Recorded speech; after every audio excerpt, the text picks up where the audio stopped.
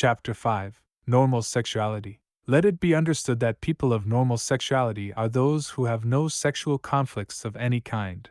Sexual energy is divided into three different types. First, the energy related with reproduction of the race and health of the physical body in general. Second, the energy related with the spheres of thought, feeling, and will. Third, the energy found related with the divine spirit of man.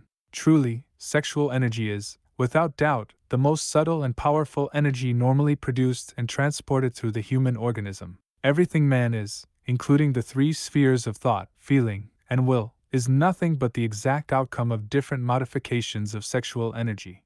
Control and storage of sexual energy is certainly difficult due to the tremendously subtle and powerful nature of this energy. In addition, its presence represents a source of immense power that can result in a true catastrophe if one does not know how to handle it. There are certain channels within the organism through which this powerful energy should normally circulate. When this energy infiltrates the delicate mechanism of other functions, failure is the violent outcome. In such cases, extremely delicate centers in the human organism are damaged, and in fact, the individual becomes an infrasexual. All negative mental attitudes can lead directly or indirectly to these violent and destructive catastrophes of the sexual energy. Hatred of sex, hatred of the arcanum A, zeta F, disgust or repugnance towards sex, disdain for sex, underestimation of sex, passionate jealousies, fear of sex, sexual cynicism, sexual sadism, obscenity, pornography, sexual brutality, etc., etc., turn the human being into an infrasexual. Sex is the creative function through which the human being is a true god. Normal sexuality results from total harmony and concordance with all the other functions. Normal sexuality bestows upon us the power to create healthy children, or to create in the world of art, or in the sciences. Any negative mental attitude towards sex produces infiltrations of this powerful energy into other functions, provoking dreadful catastrophes, the fatal result of which is infrasexuality. Every negative attitude of the mind forces the sexual energy, and compels it to circulate through channels and systems fit for mental energies, volitive, or any other type of energy less powerful than sexual energy. The result is fatal because those types of channels and systems, being unable to endure the tremendous voltage of the very powerful sexual energy, heat up and burn out, like a wire that is too thin and fine when a high-power electrical current passes through it.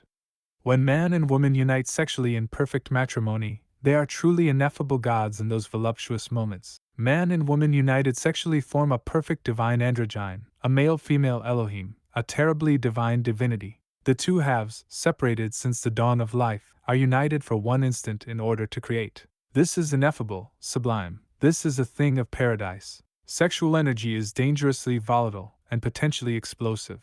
During the secret act, during sexual ecstasy, the couple is surrounded by a tremendous, terribly divine energy. In these moments of supreme joy and ardent kisses that ignite the depths of the soul, we are able to retain that wonderful light to purify and totally transform ourselves.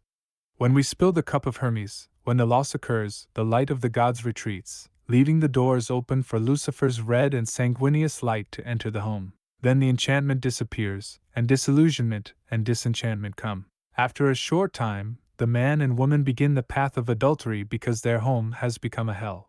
It is a characteristic of nature to mobilize enormous reserves of creative energy in order to create any cosmos, but nature only employs an infinitesimal quantity of its enormous reserves in order to realize its creations. So, man loses 6 or 7 million spermatozoa in one seminal ejaculation. However, only one infinitesimal spermatozoon is needed to engender a child. In Lemuria, no human being ejaculated the semen. Then, in order to create, couples united sexually in the temples. During those moments, lunar hierarchies knew how to utilize one spermatozoon and one egg in order to create without the necessity of reaching the orgasm and seminal ejaculation. No one spilled the semen. The sexual act was a sacrament, which was only performed within the temple. Women in those times gave birth to children without pain, and the serpent was raised victoriously through the spinal canal.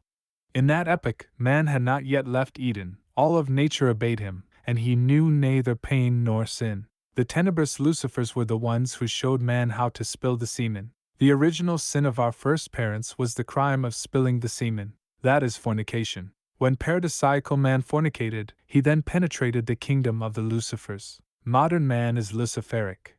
It is absurd to spill 6 or 7 million spermatozoa when only one is needed in order to create. One single spermatozoon escapes easily from the sexual glands without the necessity of spilling the semen. When man returns to the point of departure, when he reestablishes the sexual system of Eden, the sacred serpent of the Kundalini will again rise victoriously in order to convert us into gods. The sexual system of Eden is normal sexuality. The sexual system of Luciferic man is absolutely abnormal. One does not only fornicate physically, fornication also exists in the mental and astral worlds. Those who engage in lustful types of conversation, those who read pornographic magazines, those who attend movie theaters where passionate, erotic films are shown, waste enormous reserves of sexual energy. Those poor people utilize the finest and most delicate substance of sex, wasting it miserably in the satisfaction of their brutal mental passions.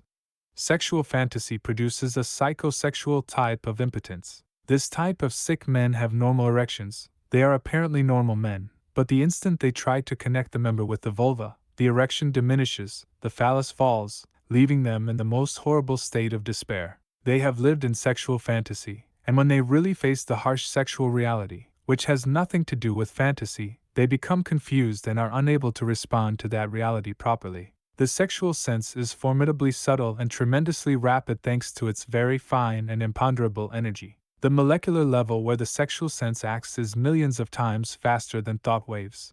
Mental logic and fantasy are stumbling blocks for the sexual sense. When mental logic, with all its reasoning, or when sexual fantasy, with all its erotic illusions, wants to control the sexual sense or direct it within its illusions, it is fatally destroyed.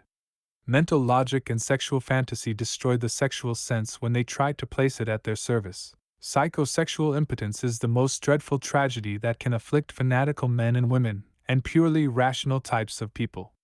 The struggle of many monks, nuns, anchorites, pseudo-yogis, etc., to bottle up sex within their religious fanaticism, to confine in the prison of their penitence, to muzzle it or sterilize it, to prohibit all creative manifestation, etc., converts fanatics into slaves of their own passions, into slaves of sex incapable of thinking of anything other than sex. Those are the fanatics of sex, the degenerates of infrasexuality. These people discharge with disgusting nocturnal emissions every night, or acquire homosexual vices, or masturbate miserably. Wanting to confine sex is like wanting to bottle up the sun. A man like this is the most abject slave of sex without any benefit or true pleasure. A man like this is an unhappy sinner. A woman like this is a sterile mule, a vile slave of that which she wants to enslave, sex. The enemies of the Holy Spirit are people of the abyss. It would have been better for those people to never have been born, or to tie a millstone around their necks, and hurl themselves to the bottom of the sea. The human being must learn to live sexually. The age of sex, the new Aquarian age, is at hand. The sexual glands are controlled by the planet Uranus, which is the regent of the constellation of Aquarius. Thus, sexual alchemy is, in fact, the science of the new Aquarian age. Sexual magic will be officially accepted in the universities of the new Aquarian age. Those who presume to be messengers of the new Aquarian age, but nevertheless hate the arcanum A Zeta F, provide more than enough evidence that they are truly impostors because the new Aquarian age is governed by the regent of sex. This regent is the planet Uranus. Sexual energy is the finest energy of the infinite cosmos. Sexual energy can convert us into angels or demons. The image of truth is found deposited in sexual energy. The cosmic design of the Adam Christ is found deposited in sexual energy. The Son of Man, the Superman, is born out of normal sexuality. The Superman could never be born of infrasexuals. The realm of infrasexuals is the abyss. The Greek poet Homer said, "Better to be a beggar on earth, and not a king in the empire of the shades." This empire is the tenebrous world of the infrasexuals.